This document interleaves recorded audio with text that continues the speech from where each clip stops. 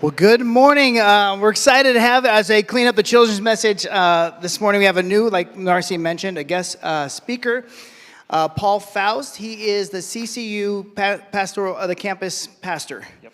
And his family was here earlier, first service. They are a beautiful family, I can attest to it.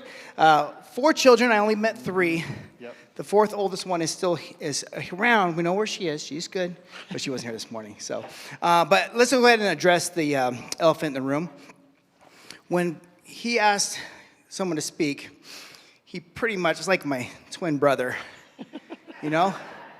Same height. It's like looking in the mirror. Yeah, same height. I mean, he's like a half inch. I'm 6'3" and a half, 6'4". Something like that. Yeah. So we're like almost identical. Same weight, you know, pretty much. So it's pretty awkward, actually, that we look so similar. But anyways, I just want to introduce, make him feel welcome. Grace Fellowship, make Paul feel welcome this morning.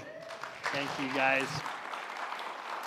Well, yes, my new twin friend, I just appreciate Johnny. Thank you. As Johnny said, my name is Paul. I'm just excited to be with you this morning. I am the campus pastor over at CCU. We're going to spend a few minutes in the book of Exodus today, actually. And so if you have a Bible, you can turn there. There's Bibles right in front of you. If you don't have one, you can grab that. You can use it today, and you can actually take it home if you don't have a Bible. If you're using one of those Bibles from our chairs, we'll start on page 30 of that, the beginning of the book of Exodus, or if you have your own, you can turn there in your phone. We're going to kind of go through a lot of content today and kind of be skipping around the story of the Exodus, and so we won't really anchor in one place. But why don't we do this as we get rolling? I feel like I should start with an apology. I don't have cinnamon toast or popcorn for you.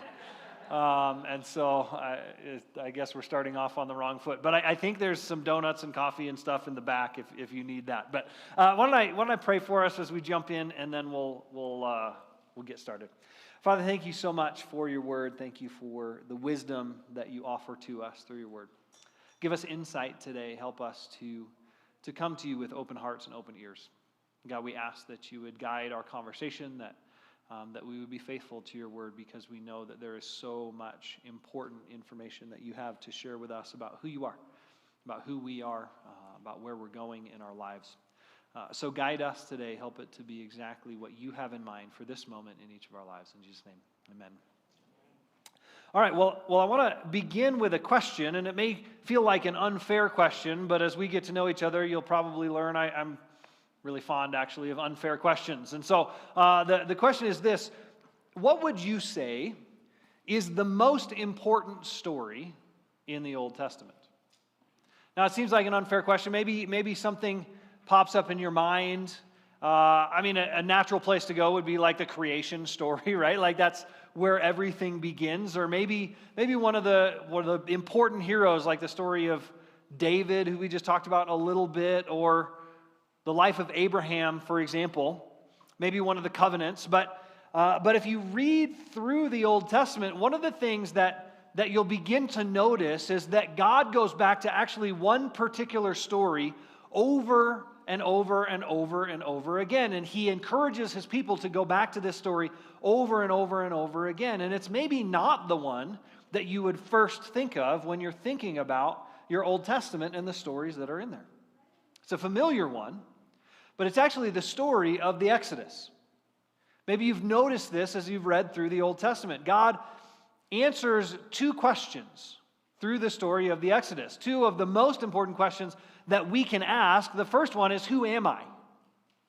And as he talks to his people, now I want you to think about, like, you can go do this research on your own if you want to. You think about the Passover ceremony, for example, or you look at Deuteronomy 6, the story that God tells fathers to pass down to their children, the story that they are to talk about as an identifying story for how they think about themselves. He says, the story that I want you to tell over and over and over and over again is that we are God's people who were once slaves and now we are free. Maybe you've thought about the impact of specific stories in your own life. How do you think about who you are? Someone asks you, who are you? What comes to mind? What are the stories? What are the things? What are the parts of your life, your character? Maybe it's your job. Maybe it's how much money you own, or where you live, or where you're from, where you were born. Maybe it's something about your family. But what is the story that you use to anchor how you think about yourself? The story that God wanted his people to anchor their identity in was this idea that we were once slaves and now we are free.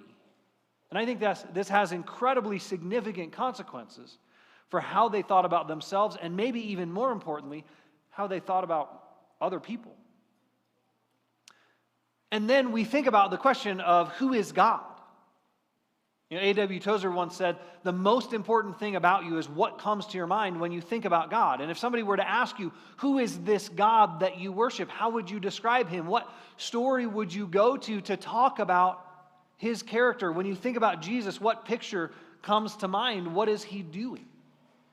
That tells you a lot about how you think about God, how you think about what is most important. And there's this same story that God goes to over and over and over again to describe himself. He says to his people, when you think about me, I want you to think about the fact that I am the God who brought you out of Egypt.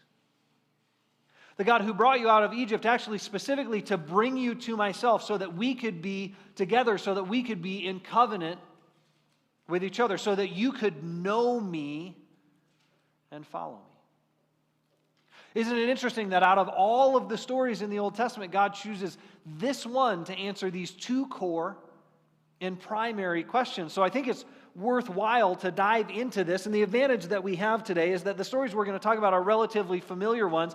Even if you're not super familiar with the Bible, or you haven't read it a lot, or you're just kind of exploring faith, these are ones that we make musicals and movies out of. And so at least the basic details we kind of know. But let me get us into the story. We've got to remember as we get into the book of Exodus, we've got to rewind to the end of the book of Genesis, because the author of Exodus wants us to remember that. That's where he's jumping off from. So at the end of the book of Genesis, you might remember that Joseph, he's gone to Egypt. He's brought his family with him. There's about 70 people. Now, it's a big family, but it's still just a family.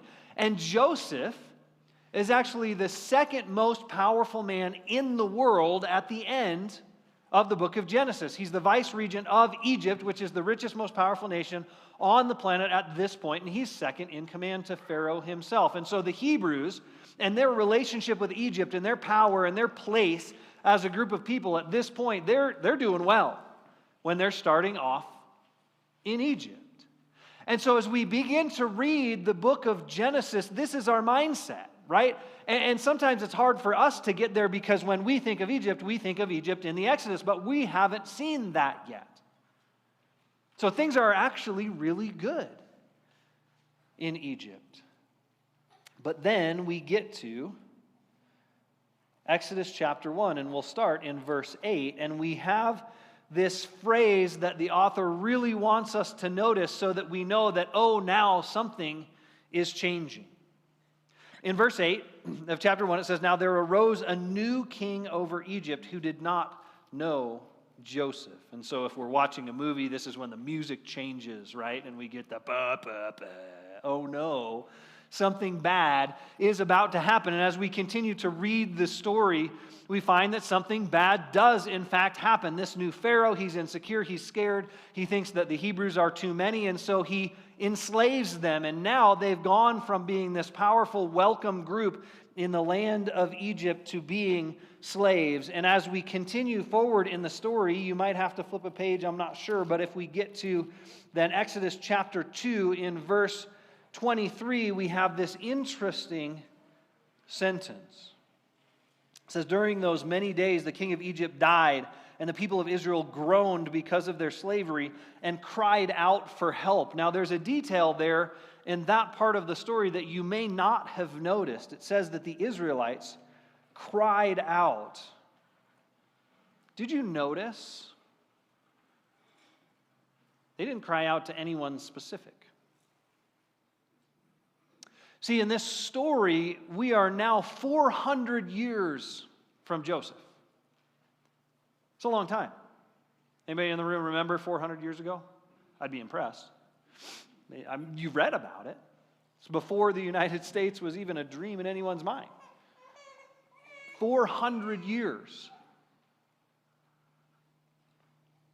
And so for the Israelites, when they begin to cry out, they have some distant memory of this God who had a relationship with Abraham, Isaac, Jacob, and Joseph. They have this distant, long ago memory of a God who did miracles, who somewhere in our distant past, he was in some special way our God. But for 400 years, they've been surrounded by Egypt. And you know, if you've gone to a museum, that Egypt was a deeply religious place. They had all these gods, and at this point, they're still the richest, most powerful nation on the planet, which in the mindset of the world at that time meant that their gods were the ones that were really in charge. And so one of the questions in the minds of the Hebrews at this point is, what has happened to our God? He's been silent for 400 years. And when you're in that situation, who do you pray to? They're not really even praying. They are just staring at the sky going, if there is anyone anywhere that can see our suffering and is willing to respond, would you hear us? And maybe the most important verse in this entire story, it begins in chapter 2, verse 24. If we skip back just a little bit to the second half of 23, it says, their cry for rescue from slavery came up to God.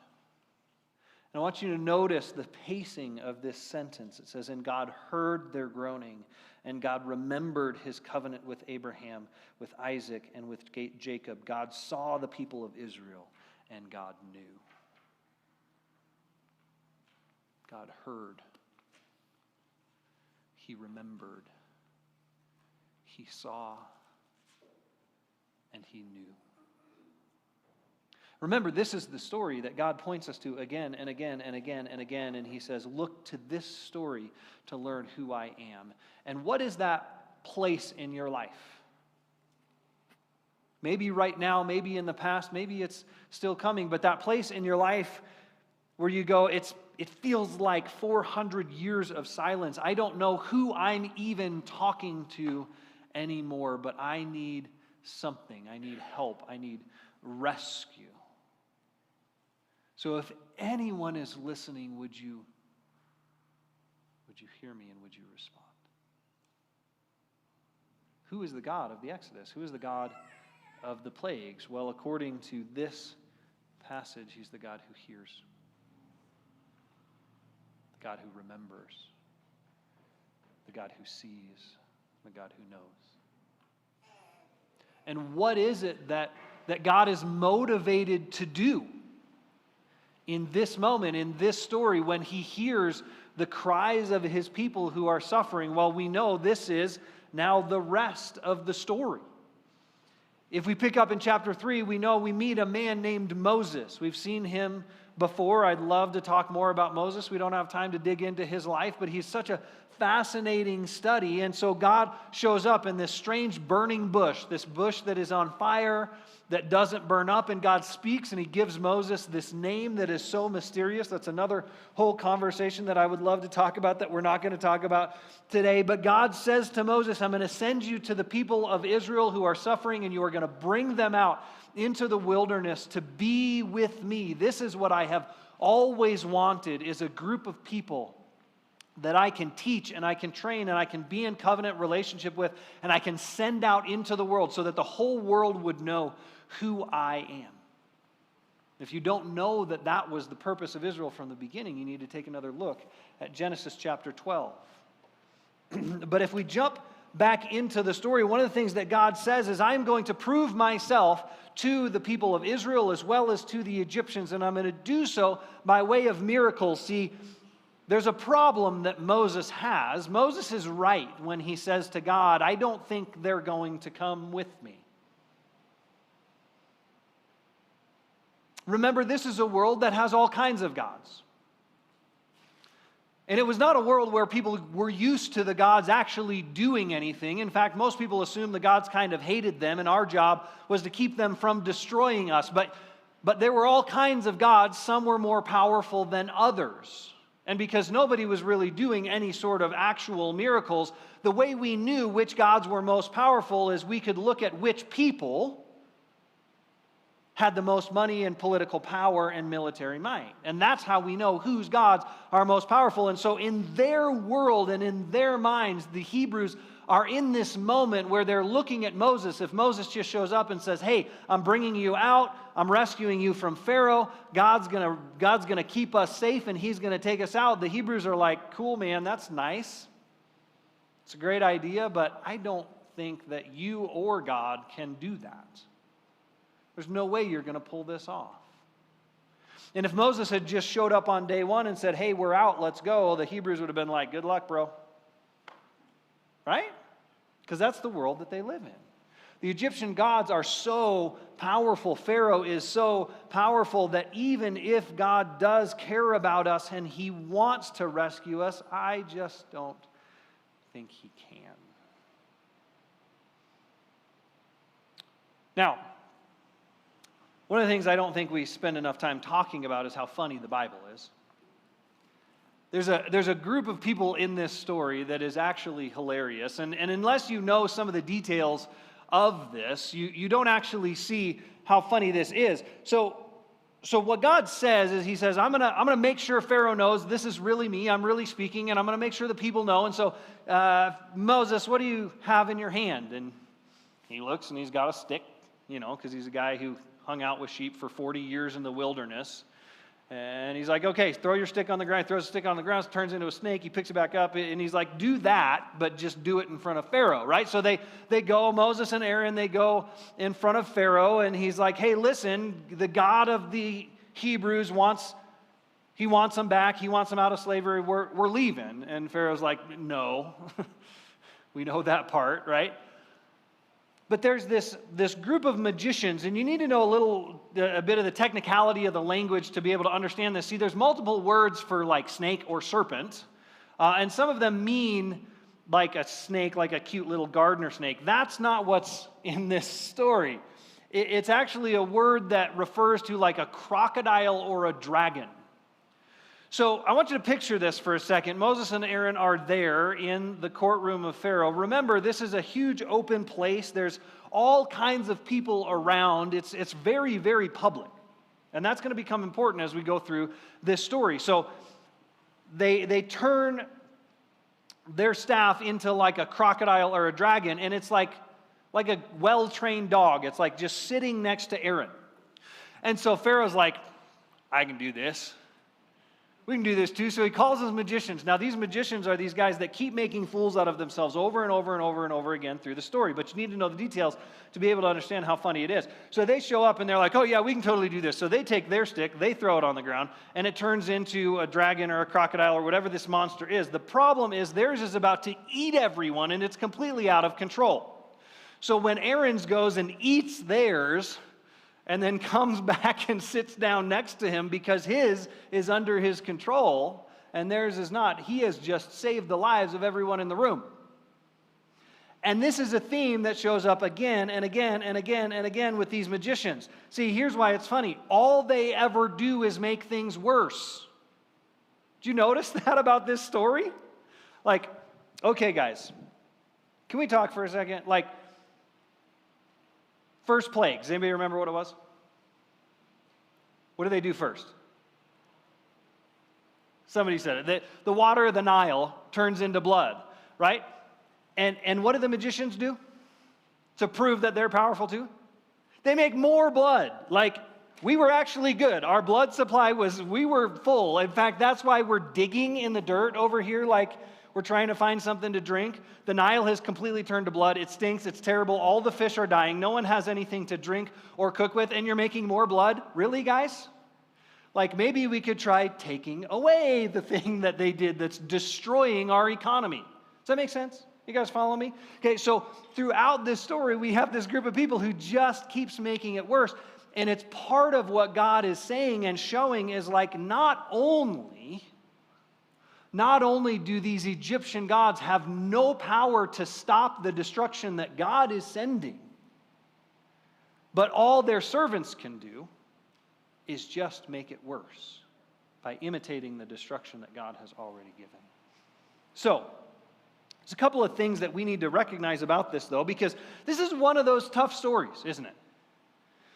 Maybe you've wrestled with this story. Maybe you're a person who's still not sure where you're at with God. Or maybe you've gone through, a process of coming to faith, but there's still these questions about the Old Testament and stories like this where you're like, I'm still kind of unsure. This makes me a little uneasy.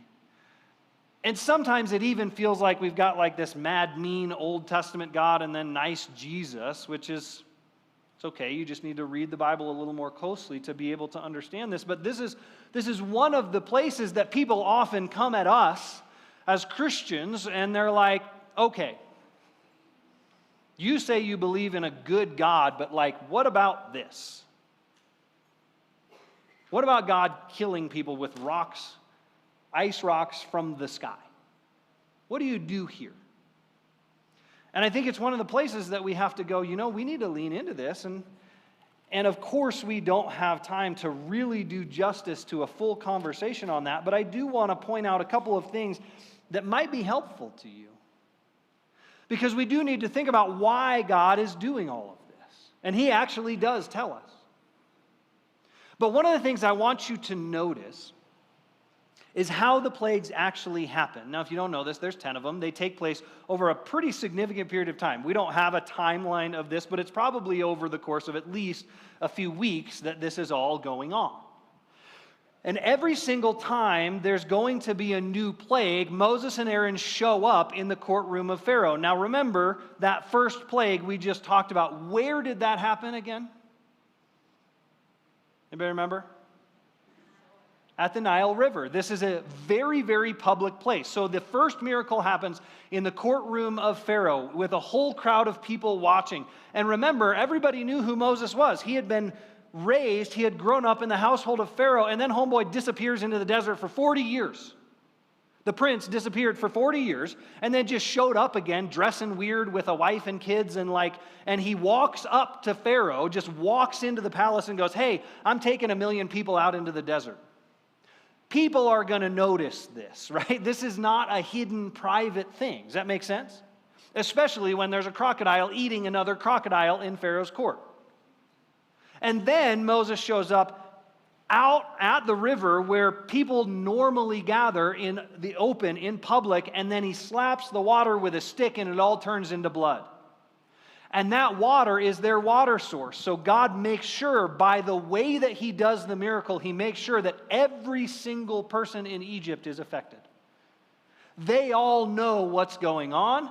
They all know who did it. And they all know that He is saying that there's a God who is the God of the Hebrews who is taking them away, and He's the one who's doing this. And there's a nagging, lingering question that they constantly have to ask because they believed in a God who was in control of the Nile. Where'd He go? What is He doing about this? His servants made it worse. But if there was a God of the Nile, don't you think He would clean it up? If there was a God of the frog, don't you think He would have stopped these millions of frogs from crawling up out of the Nile into our homes and then dying so that we have to clean them up with shovels? But I also want you to notice that the first half of these plagues, yes, they're destructive to the economy. Yes, everyone knows about them. Yes, the whole land stinks and there's dead animals all over the place. But really, at this point, these plagues are kind of an annoyance. No one's been harmed. No one's gotten sick except the normal natural flow of disease. But everyone knows that there is a God who is taking control of nature, and He does not seem to be on our side. It's also very important to recognize that the Hebrews live in a different place. They live in Goshen. The Egyptians didn't want themselves to be contaminated by those gross people that hung out with sheep, and so they put them out over here in a place called Goshen, and the Hebrews are like chilling at this point. They're good. They're not experiencing the impact of these plagues. So there's this clear separation where God is making it obvious that the people whose attention he is trying to get right now, it's not the Hebrews. They're just waiting. It's the Egyptians that God is trying to communicate with. So every single time God sends a plague, there's a warning, sometimes with an exact timeline of when it's going to happen, and then the plague happens exactly how and when Moses and Aaron say it's going to happen. So by the time you get to 5, 6, 7, these plagues that are a couple of weeks in, everyone is paying attention. Everyone knows when Moses and Aaron show up. Everyone knows what they say because they want to avoid, if possible, what's going on. And this is really important because we need to recognize that there's a change that happens. The seventh plague is very, very important because the seventh plague is the first time that humans die. The seventh plague is when we have giant hailstones coming from heaven. And what happens before the seventh plague? Remember, we've already had 6. And every single time that Moses has gone to Pharaoh and he said, here's what's going to happen, it has happened. So 6 times we've already been through this. And Moses shows up one day. And he says to Pharaoh, tomorrow, hail is going to fall from the sky, and the hailstones are going to be so big that if they hit you, you will die. So here's what I want you to do. I want you to take your wives, your children, your slaves, your servants, your livestock, everything that is alive. I want you to take it. I want you to pull it inside, into a house, into a barn, because that hail will kill you if you're out in the field. And remember, by this point, every Egyptian already had boils on their skin. This had gone from annoyance in the water to it's in my body. I can't ignore it anymore. And Moses shows up. He says, tomorrow, get all your people inside. Because hail is coming.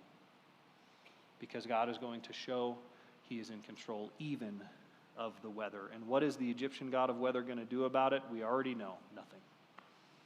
There's nothing he can do. So not to be too flippant about it, but there were people who died that day. Stupid people.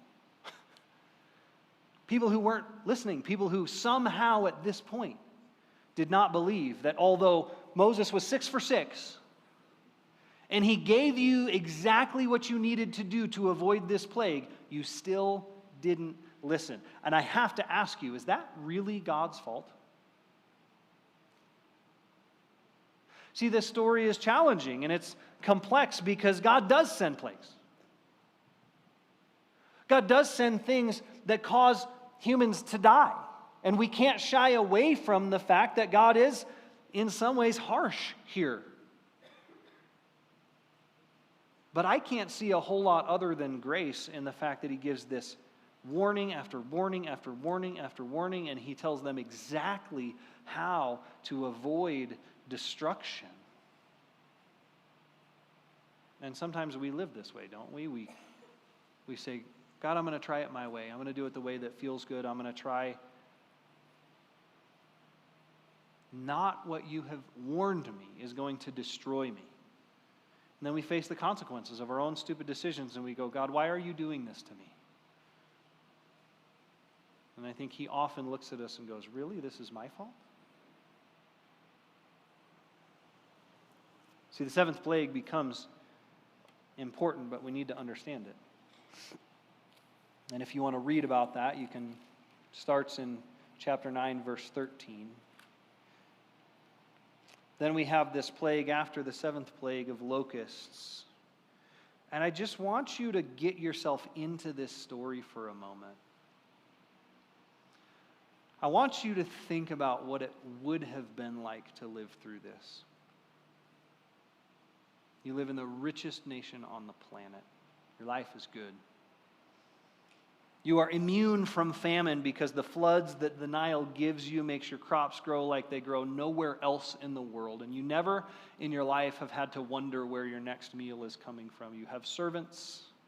You have gods who are protecting you. You have the most military might of anyone in the world. And your king is the most powerful king on the planet. But all of a sudden, one day, things start going awry. And your river has turned to blood, and there have been dead frogs all over your house.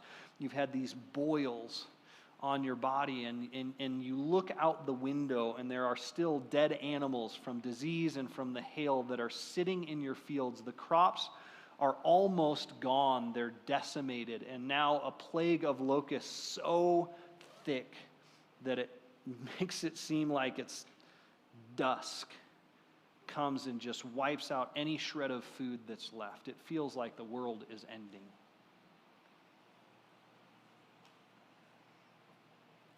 And then after one more warning, the sun shuts off. It's 10 a.m. and you can't go out your house. You can't see your hand in front of your face. You have no choice for 3 days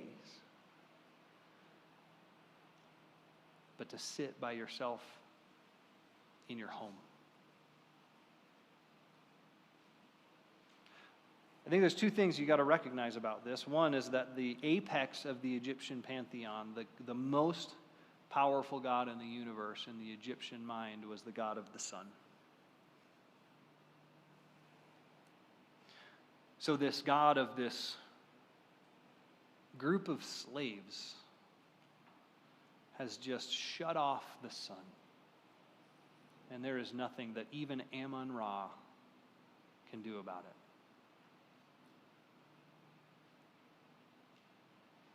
But the other thing you got to recognize about this is that this gives every Egyptian 3 days to sit and to think about one question. What am I going to do with all of this? The world really might end. It seems like the cosmos is ripping apart. And you have to remember that all throughout the Bible, every miracle has a message. Every time God does a miracle, there's something that he's trying to communicate. And you got to remember, the Hebrews, at this point, they're still over in Goshen, like having a meal, chilling, getting a sunburn, because the sun's still shining there. And so the whole point of this is not the Hebrews, it's the Egyptians. And every Egyptian is forced into 3 days of silent meditation in the dark to ask, what will I do with the fact that I can no longer deny that I am wrong about the most important things that I have always believed?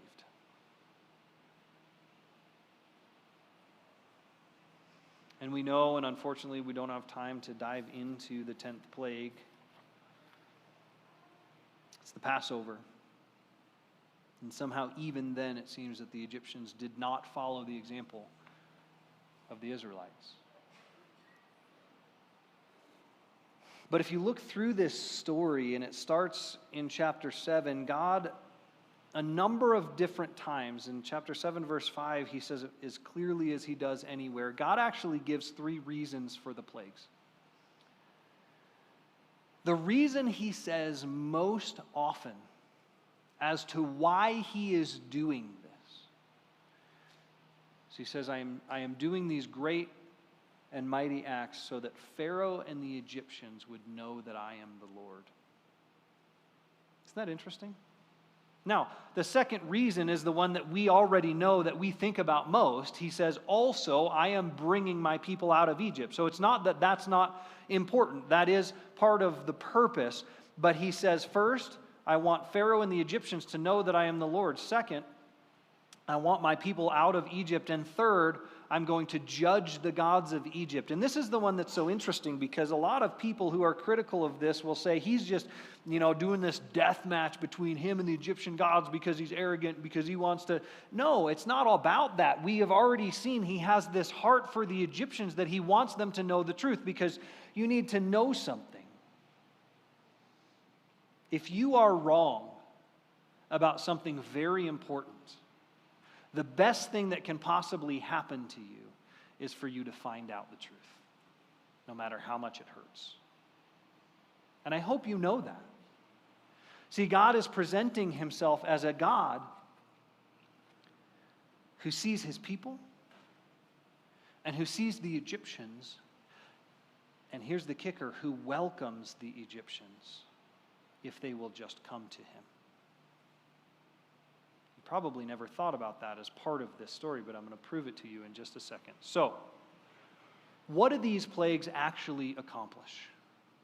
I want you to think about being a Hebrew. We talked about this just a minute ago, and I think this is really crucial for us to understand that throughout the course of this story, if you are a Hebrew, you start the story in such a place that if Moses had come to you and said, come follow me, I'm going out into the desert, we're going to go to the promised land, it's going to be great, you're like, sorry, bro, don't trust you.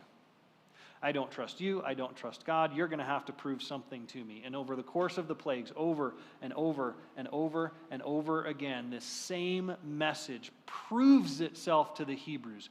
You can trust me, and when I say come with me into the desert, I am going to follow through on what I have promised. See, steps of faith in following God are not blind. There is no such thing in the Bible as blind faith. God says, trust me, but I am willing to prove my trustworthiness. So for the Hebrews, the message is, come with me because you can trust me. There's a different message, though, for the Egyptians. And that message is, guys, you've been deceived. The things that you believe most deeply about the most important questions of life, your answers are wrong. And the best thing I can possibly do for you is to prove that to you. So here's the kicker. Did it work? Did God actually get the attention of the Egyptians? Well, there's a verse that I never saw, I never noticed until I was in a master's degree studying this for a thesis. And I finally saw it, and it jumped off the page at me. If you're looking in your Bible, you can flip to Exodus chapter 12, and it's an answer to a question. It's another question that seems relatively obvious. The question is, who left Egypt in the Exodus? Who crossed the Red Sea? Now, there's the obvious answer, right? It's the Israelites. And in all the movies, that's who crosses the Red Sea. But I have a follow-up question. Who else? It's a question you've probably never considered that the Bible actually goes out of its way to answer. Let's look at Exodus 12 together. In verse 37, we have the predictable part. It says, the people of Israel journeyed from Ramses to Sukkot, about 600,000 men on foot, besides women and children. And then in verse 38, the part I had never seen, a mixed multitude of others also went with them.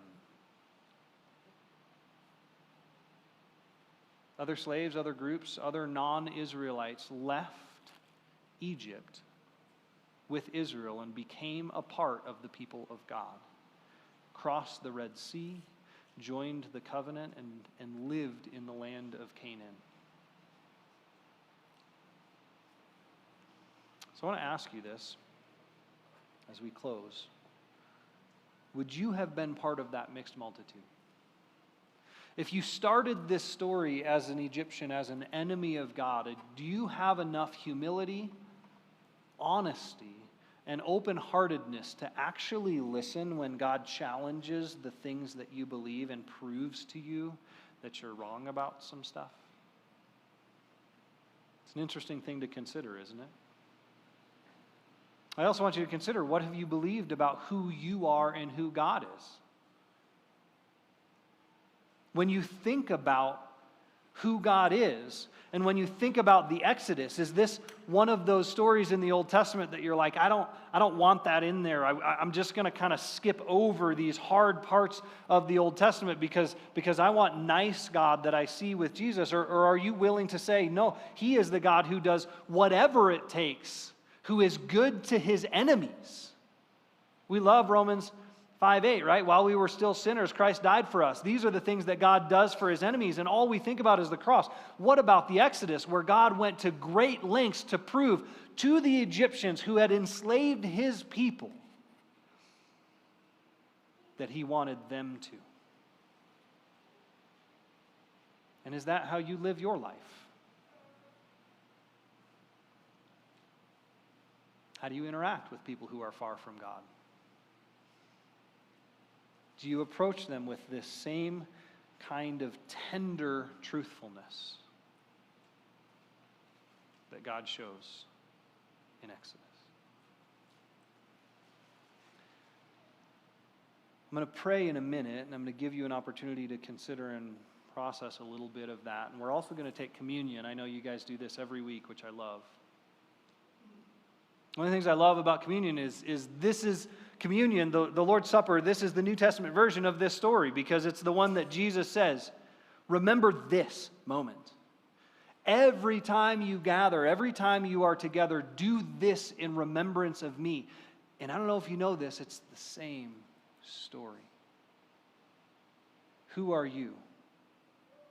If you're a believer, if you've ever come to that place of faith where you've said to Jesus, yes, I believe that you died for me and I received that free gift of salvation. If you've ever done that, you are a person who has gone from slavery to freedom. You have been rescued by grace.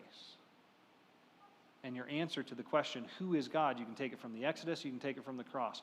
He is the God who rescued you. He sought you out, he brought you out, and he wants you to live now a life of freedom in covenant with him. That's what we remember. And it's not some pie-in-the-sky religious thing. It's something that really happened, and you can prove it. So what do you do with all this? Well, I think if you're a person who's not sure about Jesus or you've never come to that place of faith, maybe in a minute when I pray, you're going to just say something very simple like, Jesus, I know I'm a sinner, I've done things wrong, but I believe Jesus died for me and I received that free gift of salvation. You're going to become a Christian today, and you're going to take communion for the very first time as a believer in Jesus.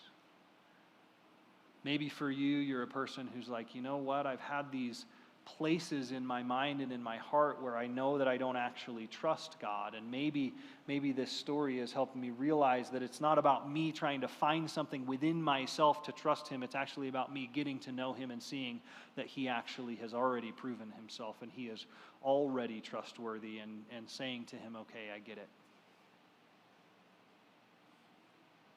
Maybe for you, it's about your heart towards others.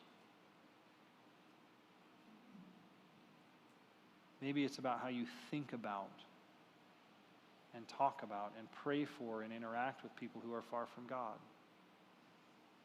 Maybe today you need to go to him and say, God, I'm sorry that I have not looked very much like you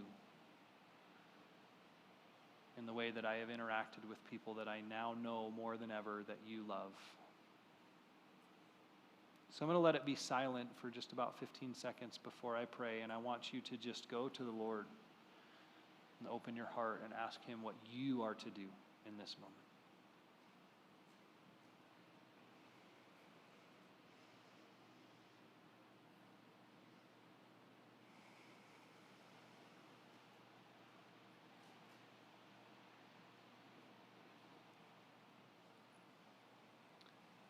Well, Jesus, we thank you for the ways that you have proven yourself to us. We thank you for the Exodus and the way it aligns our hearts and our lives more closely with you and with who you are, both for us and for others.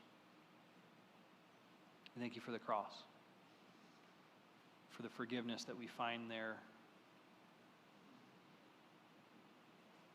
We thank you that faith in the Bible is not some leap out into the dark, but it is anchored in your truth that you offer to us. So we ask that you would help us today to respond in whatever way is most appropriate to our situation in this moment in our lives. We trust you because you've proven yourself, and we thank you for that. We ask for the humility and the courage to follow you wherever it is that you lead us.